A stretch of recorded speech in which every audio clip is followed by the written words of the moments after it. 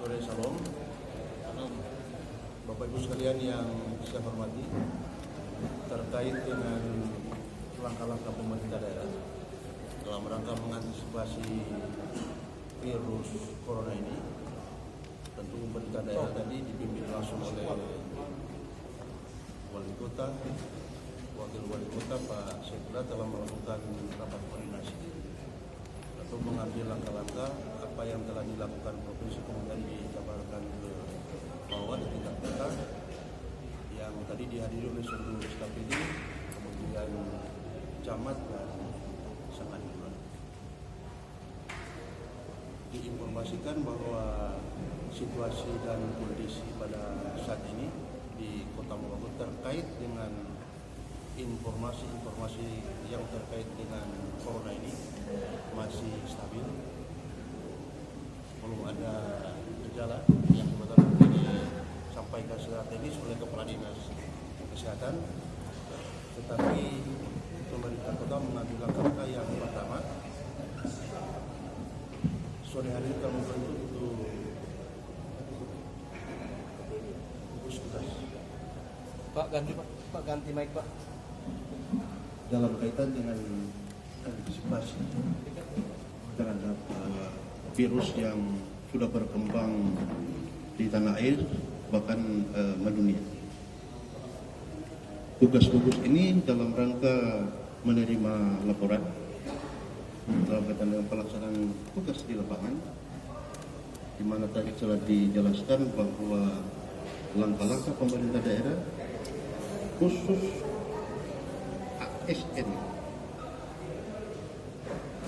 mulai besok itu belum ada yang tugas keluar daerah ASN, apakah itu undangan provinsi atau undangan di tingkat pusat, maka kita tetap standby di tempat ini, belum ada yang melakukan hal itu. Kemudian yang berikut, menghimbau kepada seluruh masyarakat melalui instruksi Wali Kota dalam kaitan dengan kegiatan-kegiatan yang ada di tingkat desa dan kelurahan, yaitu menyangkut urusan kemasyarakatan. Jadi yang sifatnya kumpul-kumpul itu masih dibatasi, terutama itu pesta-pesta dan lainnya sebagainya kita orang batasi dalam kaitan dengan mengumpul jumlah orang yang banyak. Terutama salah satu contoh dalam kaitan dengan ini salam salim ini terhadap ini anak-anak dengan tidak mengurangi itu nilai-nilai misalnya keagamaan. Biasa kita sampai anak-anak kalau balai kabari salam salim pada orang tua. Kemudian kita orang sebagai masyarakat termasuk para wartawan ini tentu dalam kaitannya itu kita orang batasi, tentu tidak mengurangi nilai-nilai kebiasaan, nilai-nilai keagamaan, tetapi itu yang kita orang hindari. Yang berikut tentu kalau dari dalam sendiri kemudian kita larang untuk melakukan tugas-tugas di luar daerah kita, tentu kita juga sebagai langkah preventif untuk melakukan hal-hal yang termasuk mengantisipasi di perbatasan misalnya. Jadi misalnya ada dari luar masuk melalui kendaraan misalnya gitu, ada tim yang ditugaskan yang melibatkan kepolisian, perhubungan, kemudian dinas kesehatan untuk mengantisipasi hal yang telah ditetapkan itu sesuai dengan SOP. Misalnya Bapak Ibu sekalian dari Manado naik di salah satu taksi, tentu kan kita orang tidak bisa deteksi siapa-siapa yang di dalam, sehingga misalnya di Mangkunai kita orang lihat, kemudian bila perlu kita orang sterilkan. Menyangkut itu tempat-tempat hiburan, untuk sementara diimbau untuk ditutup dulu, apalagi itu panti pijat yang langsung bersentuhan antara orang per orang. Kemudian ini karaoke, Kecuali rumah makan itu tentu ada SOP yang disampaikan oleh dinas terkait dalam kaitan dengan menyiapkan hal-hal yang terkait, terutama menyangkut ini kebersihan. Ini semua yang harus kita orang lakukan dalam rangka mengantisipasi dalam kaitan dengan penyebaran virus corona ini. Insya Allah dalam kaitan dengan perjalanan ke depan kita orang selalu berdoa pada Allah Subhanahu Wa Taala agar kita orang di Kota Baku terhindar dari hal seperti ini. Terhindar ini tentu kerjasama dari kita semua. Jadi corongnya terutama pada Bapak wartawan ini dalam kaitan dengan membantu pemerintah untuk menyampaikan, mensosialisasikan terutama dalam konteks itu hidup bersih itu kepada masyarakat yang ada di kota-kota Baku. Itu mungkin timbahan termasuk tempat-tempat kos juga. Jadi kita orang mempertahankan yang ada. Misalnya hari ini sudah ada yang di kos-kosan itu, tetapi untuk menerima yang baru itu kita orang masih kita orang menghentikan sementara.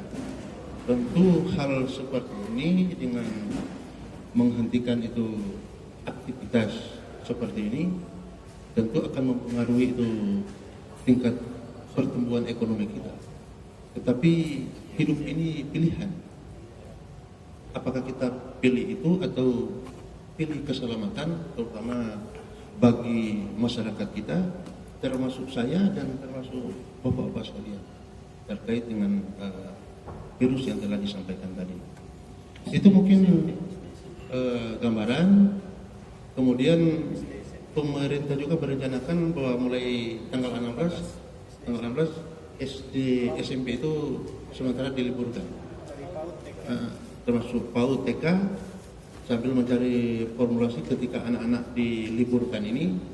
Tentu kalau mau diliburkan di rumah, bukan berarti kita liburkan kita dengan Pak Udi karena ini libur kita orang bawa di tempat-tempat rekreasi. Tapi paling tidak mereka bisa bermain di rumah sampai dengan tanggal 27. Menyangkut hal-hal teknis dalam kaitan dengan SOP dalam kaitan dengan mengantisipasi virus ini, ada tambahan dari Kepala Dinas Kesehatan. Silakan. Terima kasih. Baik, kami dari Dinas Kesehatan akan memberikan penjelasan di mana Dinas Kesehatan ini dia ada dua program, yaitu program UKBM dan program UKPI. UKBM adalah usaha kesehatan berbasis masyarakat. Kemudian yang UKP usaha kesehatan perorangan. Untuk UKBM ini sejak timbulnya isu mengenai virus corona, kita dari Dinas Kesehatan sudah melakukan inisial penyuluhan ataupun preventif promosi. Itu kita lakukan pertama kali di lingkaran Bundaran Paris. Itu kita membagikan brosur, leaflet, kemudian membagikan masker gratis kepada masyarakat yang ada di sekitar. Itu untuk memberikan contoh bahwa seperti inilah salah satu cara untuk mencegah transmisi virus corona kepada kita. Selain daripada ada penyuluhan untuk PHBS, yaitu perilaku hidup bersih dan sehat. Kemudian upaya yang ada dilakukan di puskesmas itu memberikan penyuluhan di puskesmas face to face, kemudian ketika pusyadu. Kemudian selain itu kita juga memberikan penyuluhan melalui puskesmas keliling. Itu beberapa puskesmas keliling itu keliling di desa-desa untuk memberikan promosi dan preventif mengenai bagaimana pencegahan daripada virus corona ini. Kemudian untuk PHB sendiri kita lebih mengedepankan kepada penggunaan masker. Kemudian walaupun sekarang ini masker lagi langka karena memang produksinya dari Cina. Nah, kita tidak tergantung di masker karena virus ini dia berukuran besar. besar. Jadi masker dalam bentuk apapun itu kita bisa gunakan. Jadi walaupun dari kain, kalau untuk mengantisipasi kehabisan masker, kita bisa gunakan masker yang bisa di beberapa kali pakai, dicuci, kemudian pakai lagi, itu disetrika, jemur di sinar matahari. Kemudian kita meningkatkan daya tahan tubuh dengan cara berolahraga teratur, makan makanan bergizi dan seimbang. Karena virus corona ini walaupun kita sudah tertular tapi daya tahan tubuh kita kuat, insya Allah kita tidak akan kena. Karena yang paling rentan adalah di atas 50 tahun dan di bawah 5 tahun. Kalau di bawah 5 tahun karena daya tahan tubuhnya itu belum sempurna. Di atas 50 tahun daya tahan tubuhnya mulai menurun, sehingga mereka masuk dalam kelompok yang rentan. Kemudian cuci tangan sebelum makan, saya rasa itu sudah protap yang umum. Kemudian tapi cuci tangannya itu paling bagus menggunakan air sabun dan air yang mengalir, jangan air di dalam ember atau baskom, karena tetap cuma di situ-situ saja, tidak keluar kotorannya.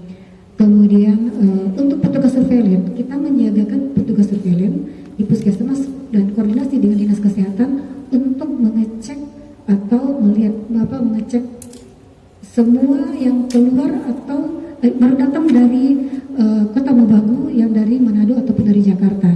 Itu kita ada survei kontak, kita lihat apakah dia panas, kemudian kita evaluasi beberapa hari. Kalau dia ada gejala-gejala, kemudian kita berikan advice untuk ke fasilitas kesehatan tingkat pertama maupun tingkat lanjutan.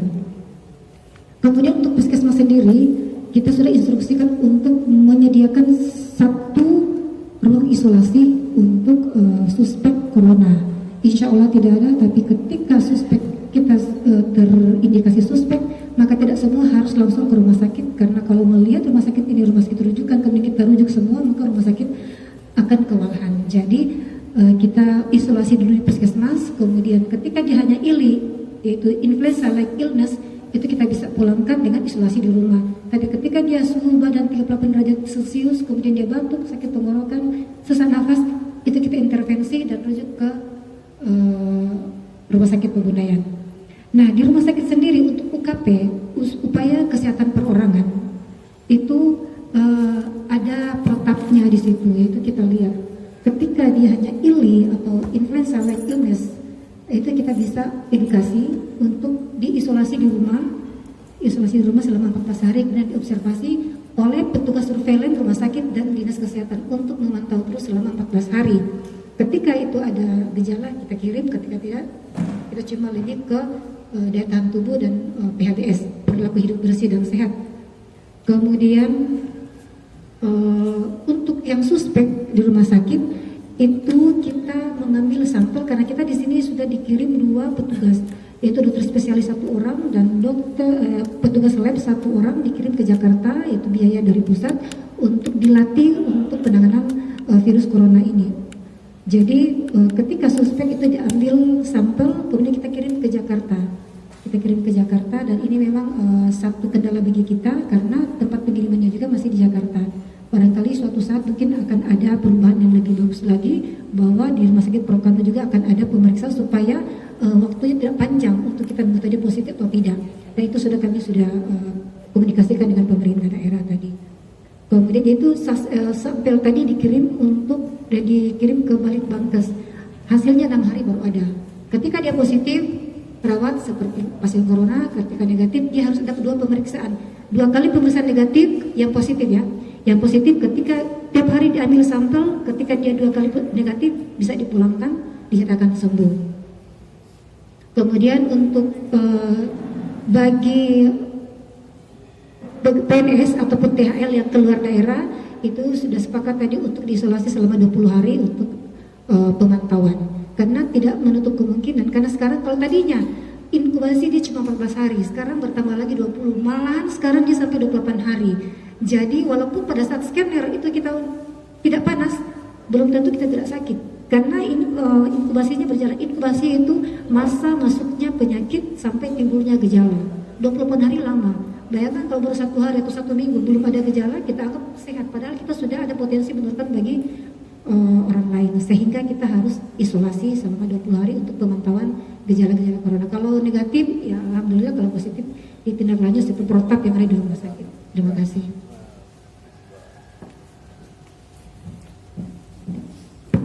Oke, ini ada tambahan.